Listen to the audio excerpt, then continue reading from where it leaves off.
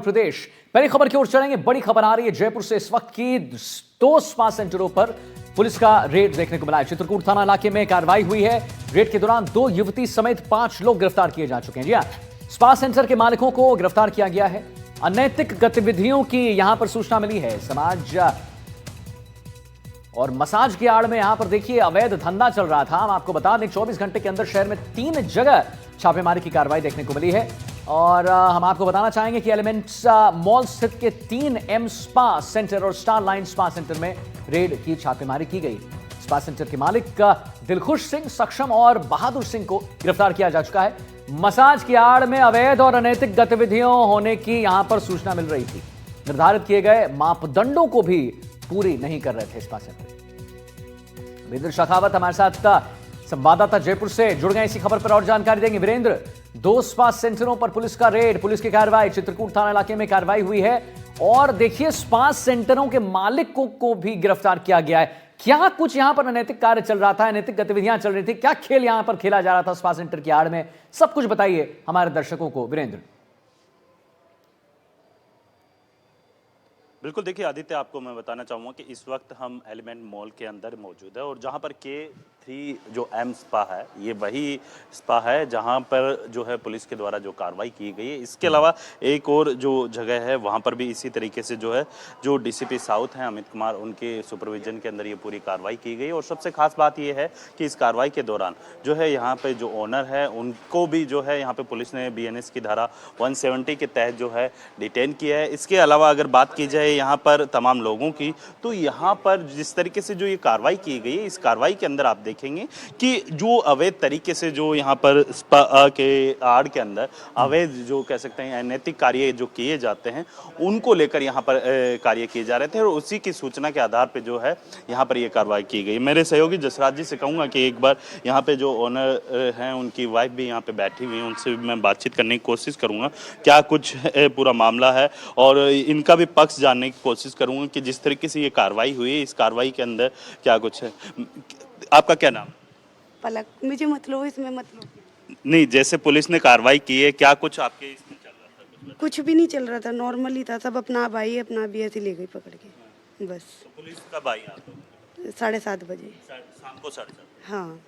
क्या कहा आप लोगों ने? क्या कुछ आप उस टाइम यही थी मैं भी। क्या कुछ हुआ था? कुछ नहीं हुआ, ऐसे ले गए। मैं बताएंगे कि क्योंकि ये लगातार जिस तरीके से कार्रवाई चल रही है। अरे कुछ नहीं है, आप तो हटाओ, छोड़ो। अगर कुछ नहीं है तो मुंह क्यों छुपाए हुए हैं? वीरेंद्र, जरा पूछिए उनसे, हिचकिए मत, पूछिए उनसे कि अगर कुछ नहीं है तो मुंह क्यों छुपाए हुए हैं? मैं एक बार है ना, मुंह क्यों छुपाए हुए हैं, पूछिए ना। बिल्कुल, मैं एक बार इनसे बात करने की कोशिश करूंगा। आदित्य, क्या वजह है? क्योंकि जिस तरीके से आपने भी चेहरा कवर किया हुआ है, अगर सब कुछ सही था तो शायद ये चेहरा कवर करना नहीं पड़ता। आप हटाओ इसको, क्या वो लेके बैठे हो यार? बताएंगे? नहीं कुछ नहीं, हटा लो, आप तो लेके मत बैठो आप तो।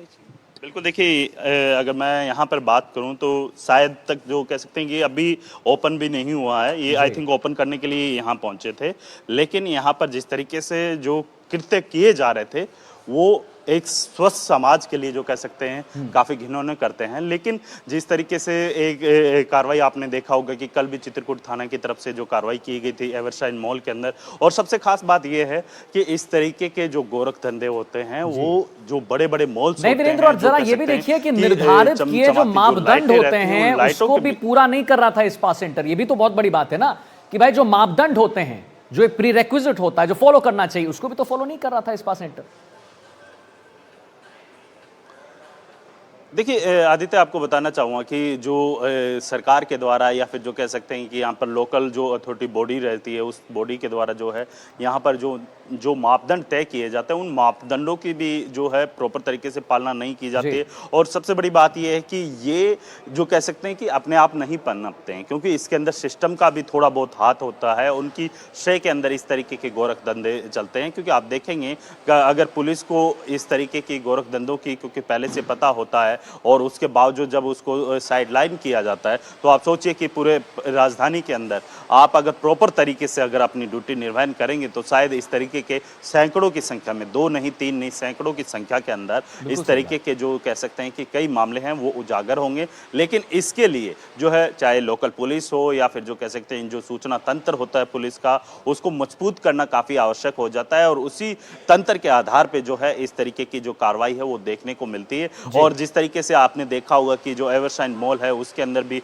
इस तरीके की जो कह सकते हैं कि गोरख धंधा चलता हुआ पाया जाता है और अब इस मॉल के अंदर भी इस तरीके की। और सबसे खास बात यह है कि जो इस तरीके के गोरख धंधे चलते हैं वो इतने बड़े बड़े मॉल्स के अंदर किस तरीके से चलते हैं और कहाँ क्यों नहीं, मतलब जो आसपास के लोग रहते हैं वो अपनी आवाज उठाते हैं, क्यों नहीं वो जो कह सकते हैं समाज के जो लोग रहते हैं वो इस पूरे कृत्य को देखने के बावजूद भी कह सकते हैं कि नज़रअंदाज कर देते हैं। तो ये ऐसे कई सवाल उठते हैं, उन सवालों का जवाब ढूंढना काफ़ी ज़रूरी है और एक जो कह सकते हैं कि जो अच्छा समाज होता है, जो हमारी आने वाली जो पीढ़ी होती है, उनके बीच में इस तरीके के अगर जो कह सकते हैं कि स्पा या फिर जो कह सकते हैं हेयर सैलून के नाम से जो इस तरीके के स्टोर चलाए जाते हैं, उनके खिलाफ अगर सख्त से सख्त कार्रवाई की जाती है तो शायद कहीं ना कहीं उनकी ऐसी अवैध गतिविधियों के ऊपर तो विराम मिलेगा, साथ ही जो क्राइम रेट होती हैं उनके ऊपर भी जो कह सकते हैं कि थोड़ी जो कह सकते हैं कि उनके मामलों के अंदर गिरावट देखने को मिलेगी। जी नहीं, बिल्कुल वीरेंद्र, बिल्कुल आप सही कह रहे हैं कि क्राइम पर अंकुश लगना बहुत जरूरी है और ऐसी गतिविधियों पर अंकुश लगना बहुत ज्यादा जरूरी है। बहुत बहुत धन्यवाद करेंगे वीरेंद्र